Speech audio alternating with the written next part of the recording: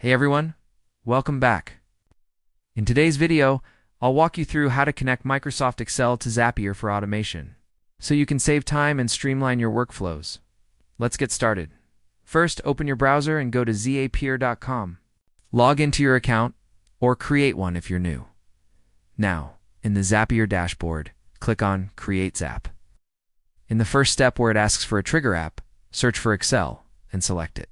Zapier works with Microsoft 365 Excel, so make sure you're using the online version connected to your Microsoft account, not just a local file on your computer. Next, Zapier will prompt you to sign in to Microsoft Excel. Click Connect and log.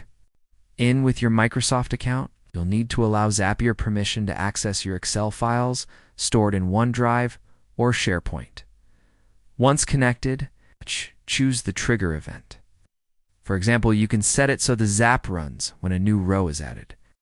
To a spreadsheet, select your file and worksheet from your OneDrive list. Now, add an action step. This could be sending the data to Google Sheets, Slack, Gmail, or any other app Zapier supports. Just search for the app, pick the action, and map the Excel fields to the destination fields. After setting up the trigger and action, click Test. To make sure everything works correctly, if the test passes, click Publish Zap. From now on, Zapier will automatically run the workflow whenever your trigger condition happens in Excel. And that's it. You've successfully connected Excel to Zapier for automation. Thanks for watching. Don't forget to like and subscribe for more automation tips.